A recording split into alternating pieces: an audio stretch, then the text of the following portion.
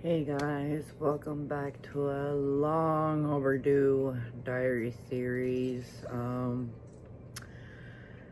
I just want to get comfortable, really. I know I don't have my grills in. Hopefully you can understand what I'm saying, but I just want to be super comfortable in my own skin to make this video. I don't know how to explain it. Like, I just want to be comfy so I can explain what's been going on, what happened. And this is going to be a special edition because it is going to be a little bit longer than 10 minutes. Instead of making 2 videos, I'm just going to put it all in my diary series. So basically, I was going through a hard time because of my 14-year-old, and I love her to death. She's apologized a million times. Me and my husband almost ended up divorcing each other because of my 14-year-old. And I was so set into divorcing my husband because my 14-year-old beat it into my head. Divorce him, cheat on him, divorce him, cheat on him. And it was just like, and she would constantly nag. Like, I was just so pressured. I would get screamed by her. And she would go wait for my husband to come home late at night to scream at him about me. Then I had my husband screaming at me about her. So I had 2 people screaming at me 24/7. And it got so overwhelming. I did not know how to communicate anymore properly to them, that I was at my wit's end with them yelling at me, and I basically shut down and vented on YouTube and gave up and started getting preparations for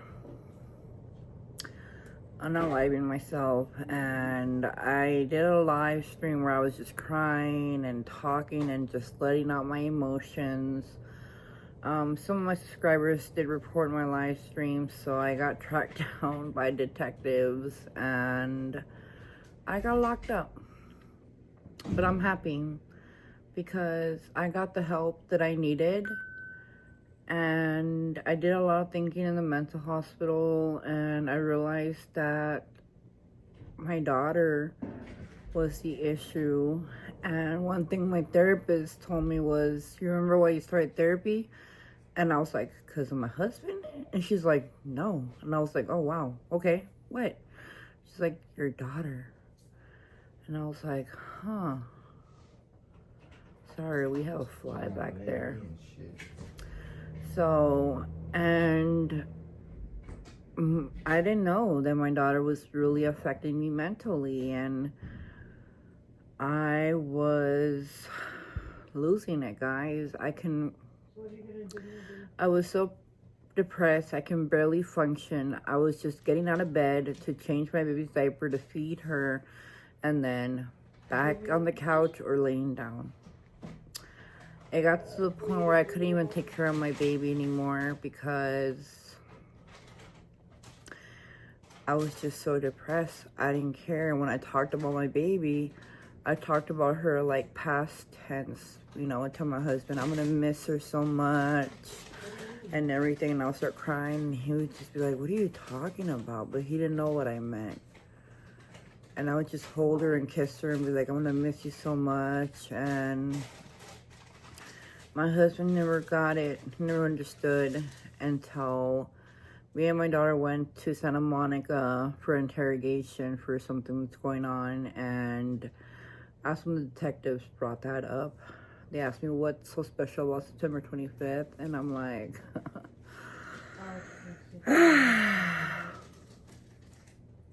and they're like, "You know what we're talking about, the videos." And I started laughing. I'm like, I haven't posted a video on YouTube in a cool minute. I just been doing shorts and live streams, so be more specific. So, you know, and they I guess they call them videos, but I know what they were talking about. I was just like playing stupid. But I told them everything.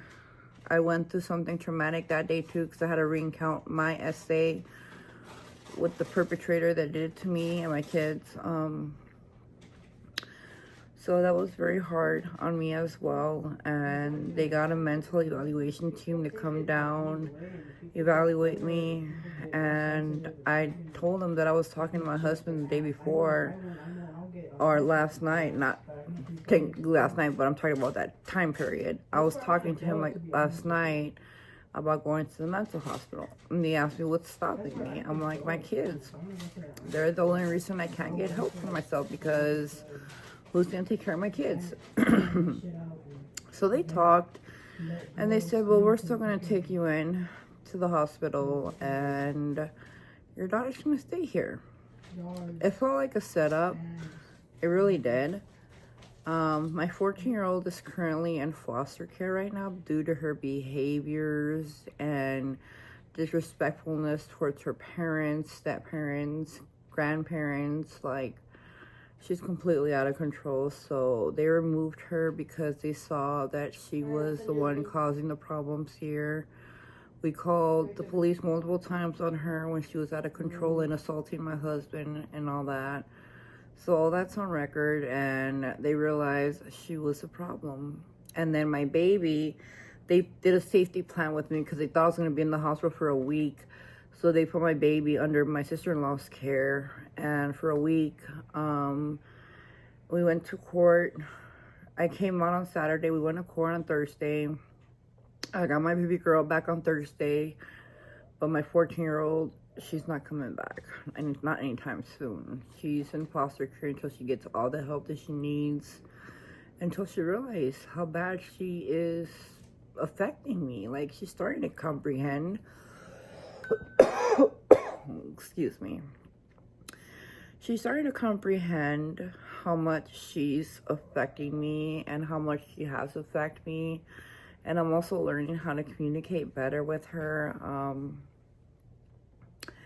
Like when she went off on me the other day, cussing me out on the phone, I just wrote her a long message telling her how it affects me mentally, how it hurts my feelings, how I feel after, and how it puts me in a dark place. And it took her like a few minutes, but she called me back and apologized. And that's when she explained, so I wasn't really cussing at you, that's just how I vent. And I was like, understandable. Next time let me know you just want to vent. It's like that. I don't take it personally and think you're cussing me out.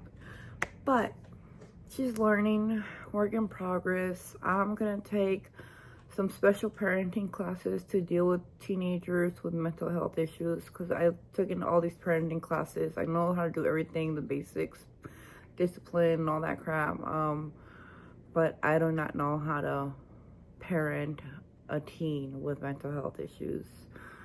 So I want to take classes to better understand her and learn. And none of this is court ordered. None of this is court ordered. All this I am requesting because I want to better myself as a parent for her, because I'm already a good parent for my baby. And my husband even told me, like, wow, I can see how much she was standing between you and the baby, because I can't even be a parent to my baby. She would try to be a parent herself, and she wouldn't let me be a parent to my baby. So now they adjusted my medication as well at the hospital. So that's the problem. I feel so happy, so relieved, so joyful, but yet I feel so guilty because my baby's not here. My 14-year-old is not here, you know? There's times I'll catch myself crying and holding one of her stuffed animals and just wishing she was here, you know? But she was getting out of control, and the older they get, the harder they are to control, and it's better to snip it in the butt right now before it gets worse. So it was the most toughest 2 weeks of our lives. It really put this family to the test. It really did. Thank God I had my sister-in-law, because my husband did not know how to tell me anything over the phone. I was in the mental hospital. I went crazy. I got booty juice. I got strapped down to the bed because I was just going crazy because I didn't know where my 14-year-old was. I knew my baby was at my sister-in-law's. I was mad in the beginning about it because I felt like they were taking all my kids away again. But when they told me that my baby was not part of the case, she doesn't even have a case, it was just a safety plan, I'm like, okay. So even though I came out on Saturday, I still couldn't pick up my baby until a full week. So it was Thursday. So my husband during that time crashed the van, lost the entire set of keys, including the house keys. And, well, it was just we were losing it, I'm telling you. I was losing in the hospital, my husband was losing it out here, and by some miracle, we made it through. We junked the van, we junked it, and we bought a new car. So that was really cool. We bought a new car on Thursday. It's a Nissan Rogue SV Sports Edition. I didn't know a Sports Edition.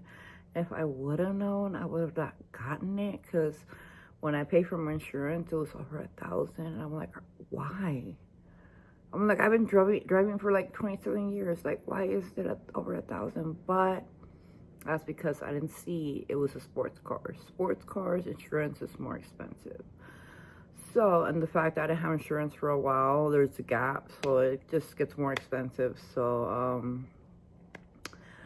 yeah, that's what we did. We bought a new car. I bought my baby a new car seat, but it doesn't quite fit her. So I might try to return tomorrow and go buy her another one at Walmart.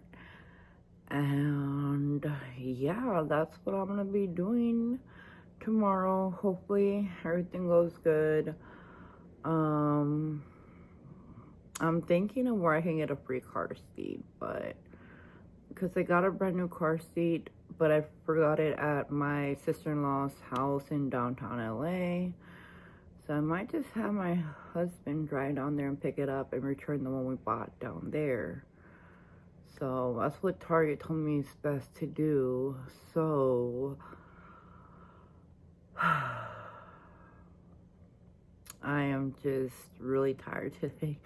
It's been a really busy weekend. Yesterday we spent it all day in LA with my kids and my mother-in-law, and yeah, we just spent it all day over there. And then my sister-in-law came back home with us because I begged her to, and now she's here. We're hanging out. We're gonna spend all day tomorrow playing Nintendo Switch, because I went and bought another charger because she forgot hers so we can play. So where are you live right now? What? Where are you live? I'm not live. I'm doing a diary series. Oh. My sister-in-law thought I was live. No. Thank you for reminding me though about that topic. The reason I haven't gone live is because I wasn't mentally ready to go back on live stream and then handle and deal with the perverts, the weirdos, the bullies. Like, I just do not want to deal with that shit at the moment. And I hope you guys understand, you know, when you're fresh out of the loony bin, you're still a fragile person, and anything can set you off, anything can trigger me, and I don't want to give them that satisfaction. So that's why I've been taking time off. I know my channel is suffering because I'm taking time off, which is why I'm making this diary series to explain to you guys why I'm taking my sweet time. Now tomorrow's Labor Day holiday weekend. Is it, what do you call it, a weekend? I don't know. I can't think. I'm tired. But tomorrow's Labor Day, so I won't be going live because I do want to spend time with my family, especially my sister-in-law's here. But starting Tuesday, I will go live, and we'll see how it goes, because it's just me and my baby now. And usually, if she's not cranky, then I'll go live. But worst case scenario, I might have to go live after I put her to bed, so I can just chill with you guys for hours on end, and no interruptions, no baby trying to strip me naked and breastfeed. So yeah, it's just, things got very overwhelming, and I'm the type of coward that always looks for the easy routes, and I know easy routes aren't the way to go about life. So you work hard, you get rewarded. You half-ass it, you get half-ass rewarded, you feel me? So I learned a lot, in the mental hospital, and I think I'm getting closer to getting ready to go visit my mom, my sister at the cemetery. Just not right now. I don't think I can handle it, and I don't want to fall back into that dark place that I was at. So I'm summoning the courage to go visit them, but I just don't know if I can handle it. So I still cry for them, like if I just lost them yesterday. So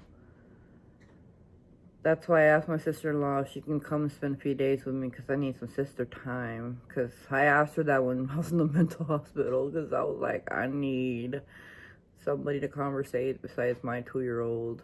So, but yeah, she came over for a few days. She's going back on Tuesday. So we're going to have fun tomorrow and just spend time together, and that's about it. I'm taking one day at a time, guys. One day at a time.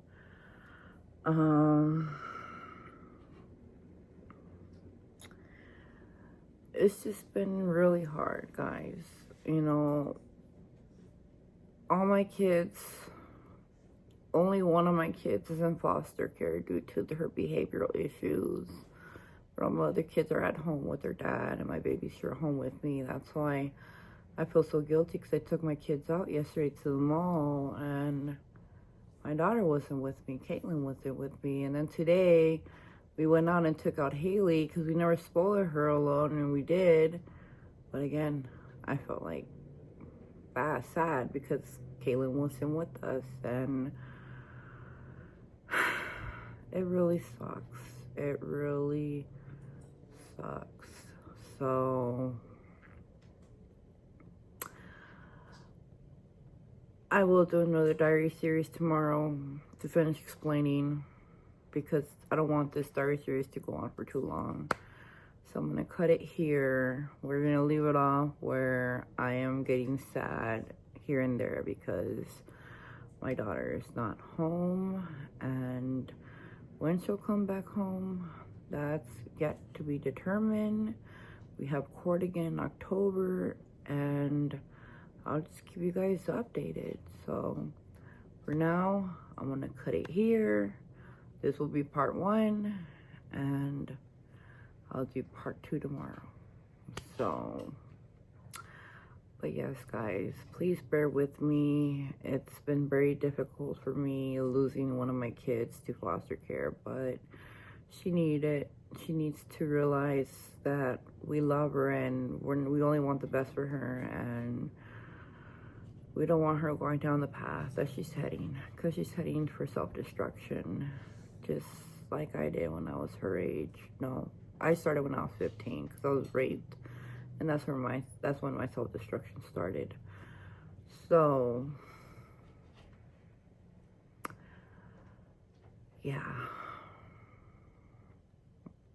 that's what's going on in my life right now. That's why I said I want to do a diary series, but I'm so scared of getting judged. I'm so scared of getting all this crap. But I say, you know what? For my loyal subscribers, they need to know what's going on, and they need to know now. So this is part 1. This is what's going on so far in my life. There's still more to talk about, but that will be in part 2. So with that being said, I love you guys, and I will see you tomorrow. Bye, and happy Labor Day holiday or weekend. Bye.